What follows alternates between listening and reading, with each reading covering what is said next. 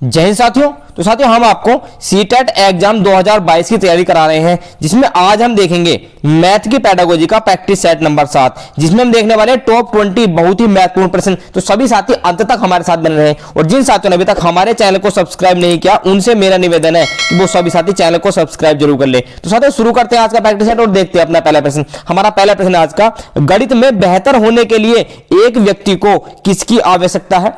अमूर्त चिंतन और तर्कसंगत विवेचन द्वारा समस्याओं को बनाने और उन्हें सूत्रबद्ध करने की, या सूत्र याद करने की, या हल को याद रखने की, या फिर गणनाओं में प्रवीणता की।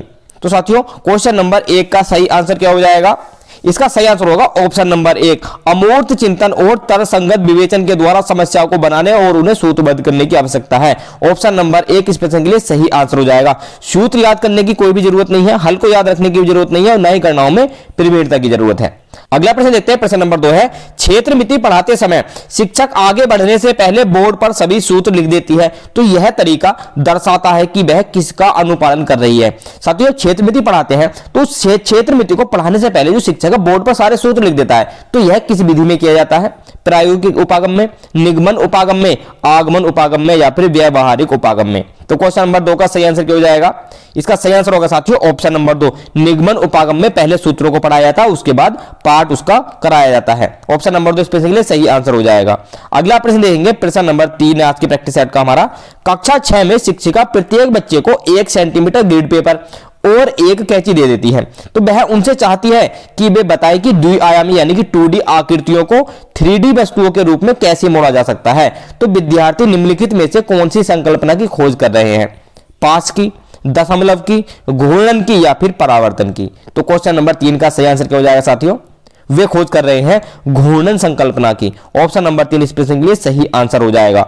अगला प्रश्न देखेंगे। प्रश्न नंबर 4 आज के प्रैक्टिस सेट का हमारा। विद्यार्थी गणितीय समस्याओं को हल करते समय गलतियां करते हैं क्योंकि उनका सामाजिक आर्थिक स्तर उनके निष्पादन को प्रभावित करता है, वे एक से अधिक पाठ्य पुस्तकें नहीं पढ़ते हैं, वे पर्याप्त अभ्यास नहीं करते हैं, या फिर वे अर्थ निर्माण के अपने प्रयास में संकल्पनाओं का वैकल्पिक निर्वचन करते हैं। तो साथियों जो विद्यार्थी गणितीय समस्याओं को हल करने में हल करते समय गलतियां ज्यादा करते हैं, उनका क्या कारण हो सकता है? तो क्वेश्चन नंबर 4 का सही आंसर हो जाएगा साथियों कि वे अर्थ निर्माण के अपने प्रयास में संकल्पनाओं का वैकल्पिक निर्वचन करते हैं। ऑप्शन नंबर 4 इस प्रश्न के लिए बिल्कुल सही आंसर हो जाएगा। अगला प्रश्न देखेंगे। प्रश्न नंबर 5 है हमारा प्रैक्टिस सेट नंबर 7 का। कक्षा 9 में निर्देशांक ज्यामितीय परिचय कराने के लिए उपयुक्त उपागम कौन सा है? अब कक्षा 9 में हमें निर्देशांक ज्यामिति पढ़ानी है, तो उसका परिचय कराने के लिए कौन सा उपागम उपयुक्त होगा? समस्या समाधान, प्रौद्योगिकी समाकलन का उपयोग करते हुए निर्देशन, भूमिका निर्वाह यानी कि रोल प्ले, या फिर व्याख्यान पद्धति? तो क्वेश्चन नंबर 5 का सही आंसर क्या होगा साथियों? इसका सही आंसर हो जाएगा ऑप्शन नंबर 1, समस्या समाधान। ऑप्शन नंबर 1 इस प्रश्न के लिए सही आंसर हो जाएगा। अगला प्रश्न देखेंगे। प्रश्न नंबर 6 आज की क्लास का हमारा। क्षेत्रमिति इकाई का योगात्मक आकलन किसके द्वारा किया जा सकता है? गणित प्रयोगशाला गतिविधि के द्वारा, पेपर पेंसिल परीक्षा के द्वारा, ICT गतिविधि के द्वारा, या फिर परियोजना कार्य के द्वारा? तो साथियों क्षेत्रमिति इकाई का योगात्मक आकलन किसके द्वारा किया जा सकता है? इसका सही आंसर हो जाएगा पेपर पेंसिल परीक्षा के द्वारा। पेपर पेंसिल परीक्षा के द्वारा यह किया जा सकता है। ऑप्शन नंबर 2 इस प्रश्न के लिए सही आंसर हो जाएगा। अगला प्रश्न देखेंगे। प्रश्न नंबर 7 आज के प्रैक्टिस सेट का हमारा। एक वर्ग किस प्रकार एक समानांतर चतुर्भुज है? स्पष्ट कीजिए। अब ये एक तरीके का क्वेश्चन है, तो विद्यार्थियों को उपयुक्त प्रश्न का उत्तर लिखने के लिए कहा गया है। तो शिक्षक का उद्देश्य क्या? शिक्षक बच्चों से क्या चाहता है? विद्यार्थियों को मुक्त अंत वाले प्रश्नों से परिचित कराना, विद्यार्थियों के लेखन कौशल को सुधारना, विद्यार्थियों को चिंतन और मनन का अवसर देना, या फिर कक्षा को अधिक अंतःक्रियात्मक बनाना? तो क्वेश्चन नंबर 7 का सही आंसर क्या हो जाएगा साथियों? इसका सही आंसर हो जाएगा कि विद्यार्थियों को चिंतन और मनन करने का अवसर देना। ऑप्शन नंबर 3 इस प्रश्न के लिए सही आंसर हो जाएगा।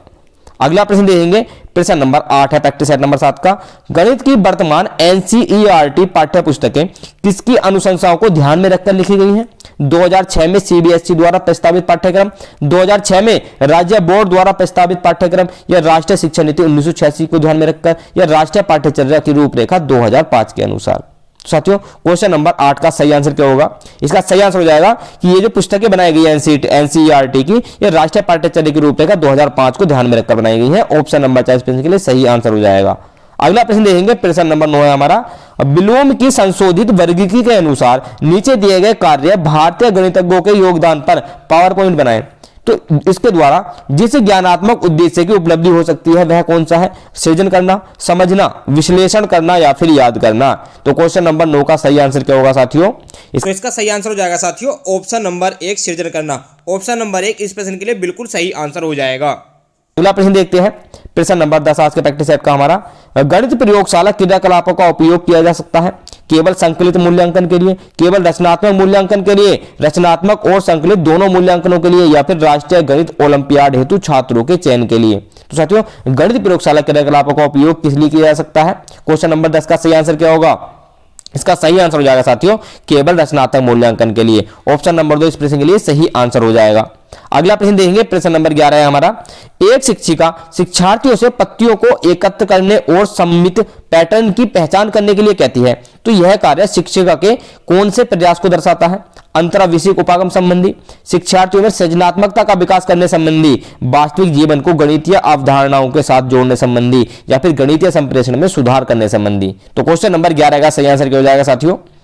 इसका सही आंसर हो जाएगा साथियों वास्तविक जीवन को गणितीय अवधारणाओं के साथ जोड़ने संबंधी। ऑप्शन नंबर 3 इस प्रश्न के लिए सही आंसर हो जाएगा। अब वास्तविक जीवन है साथियों, पेड़ की पत्तियां गिरी हुई हैं, उनको इकट्ठा करके कोई एक पैटर्न बना दिया, मान लो उसने कहा इनको वर्ग के आकार में बनाओ पत्तियों को, तो वो वास्तविक जीवन को गणितीय अवधारणाओं के साथ जोड़ रही है।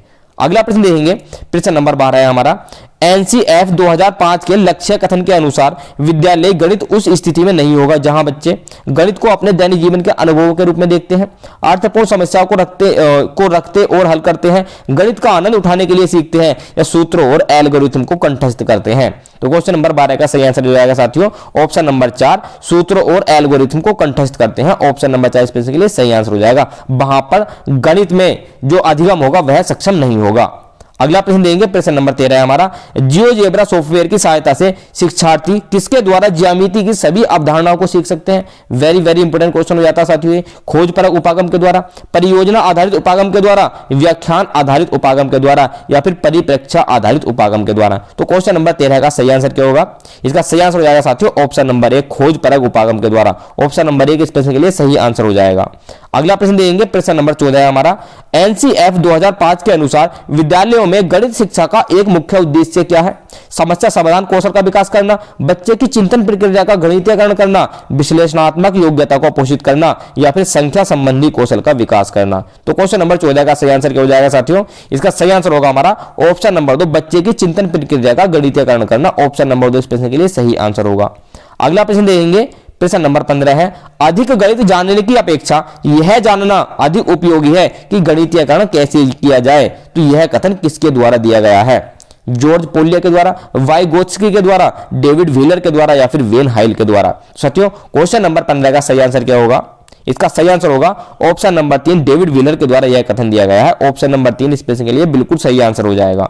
अगला प्रश्न देखेंगे, प्रश्न नंबर 16 है, कक्षा 6 की पाठ्य पुस्तक से निम्नलिखित प्रश्न को पढ़िए। पूर्णांकों का ऐसा युग्म लिखिए जिसका योगफल एक ऋणात्मक पूर्णांक है। तो यह कैसा प्रश्न है, किस प्रकार का प्रश्न है? चिंतनपूर्ण प्रश्न है, बहुविषयी प्रश्न है, बंद अंत वाला प्रश्न है, या फिर खुले अंत वाला प्रश्न है?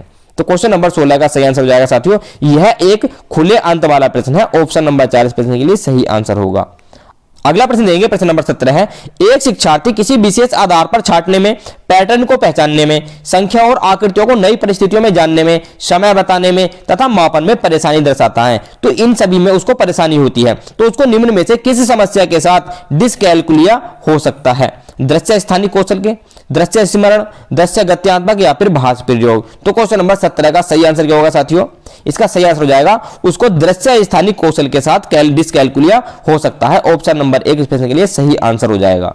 अगला प्रश्न देखेंगे, प्रश्न नंबर 18 है हमारा, गणित के कक्षा कक्ष में महत्व दिया जाता है। अब गणित के कक्षा कक्ष में किसको महत्व दिया जाता है? समस्या समाधान की युक्तियों पर, गणितीय विषय प्रक्रिया और तर्क पर, गणितीय एल्गोरिथम यानी कि परिकलन प्रक्रिया और प्रणाली पर, या फिर गणितीय विषय पर। तो साथियों गणित के कक्षा कक्ष में महत्व दिया जाता है गणितीय विषय प्रक्रिया और तर्क पर। ऑप्शन नंबर 2 इस प्रश्न के लिए सही आंसर होगा। अगला प्रश्न देखेंगे, प्रश्न नंबर 19 है हमारा, राष्ट्रीय पाठ्यचर्या की रूपरेखा एनसीएफ 2005 के अनुसार विद्यालय में गणित उन परिस्थितियों में पनपता है जब दैनिक अभ्यास से बच्चों को सभी संकल्पनाएं सीखने के लिए विवश किया जाए, बच्चे सुनते हैं और अध्यापक सक्रियता से व्याख्या करता है, गणित बच्चों के जीवन के अनुभवों का हिस्सा हो जाए, या बच्चे एक साथ सूत्रों का अभ्यास करते हैं और उन पर परीक्षा में प्रदर्शन करने का दबाव होता है। तो क्वेश्चन नंबर 19 का सही आंसर क्या हो जाएगा साथियों? इसका सही आंसर होगा कि गणित बच्चों के जीवन के अनुभवों का हिस्सा हो जाए। जब गणित बच्चे उस गणित को अपने जो दैनिक जीवन होता है उससे जोड़ने लगते हैं, तब गणित का विकास होता है, गणित का अधिगम उन बच्चों के लिए अच्छे से होगा। तो क्वेश्चन नंबर 19 का सही आंसर हो जाएगा ऑप्शन नंबर 3। अगला प्रश्न देखेंगे, प्रश्न नंबर 20, और आज के प्रैक्टिस सेट का हमारा लास्ट प्रश्न होगा ये। निम्नलिखित में से कौन सी गणितीय प्रक्रिया नहीं है? अनुमान लगाना, साकार कल्पना करना, कंठस्थ करना या फिर मापना। तो साथियों क्वेश्चन नंबर 20 का सही आंसर हो जाएगा ऑप्शन नंबर 4, मापना एक गणितीय प्रक्रिया नहीं है। ऑप्शन नंबर 4 इसके लिए सही आंसर हो जाएगा। तो एक क्वेश्चन आपके लिए है, ये टेस्ट के रूप में आपके लिए क्वेश्चन है, इसका आंसर आपको कमेंट में टाइप करके हमें बताना है। निम्नलिखित में से कौन सा क्रियाकलाप आंकड़ों के प्रस्तुतिकरण और आंकड़ों के निरूपण के लिए उपयुक्त नहीं है? साथियों नहीं है क्वेश्चन में लिखा हुआ, इसको जरा ध्यान से पढ़ना है। सर्वेक्षण, वाद विवाद, समाचार पत्र रिपोर्ट या फिर परियोजना। तो इस वाले क्वेश्चन का आंसर क्या है जल्दी से हमें कमेंट में टाइप करके बता दीजिए। तो ये थे हमारे आज के टॉप 20 बहुत ही महत्वपूर्ण प्रश्न। तो जो भी साथी अंत तक हमारे साथ बन रहे हैं उनका बहुत बहुत धन्यवाद, और जिन साथियों ने अभी तक हमारे चैनल को सब्सक्राइब नहीं किया है उनसे मेरा विनम्र निवेदन है वो सभी साथी चैनल को सब्सक्राइब जरूर कर लें और साथ में वीडियो को लाइक कर दे और बेल आइकन को भी दबा दे, जिससे कि हमारे वीडियोस के नोटिफिकेशन आप तक पहुंच जाए। हम आपसे मिलते हैं अगली क्लास में। जय हिंद।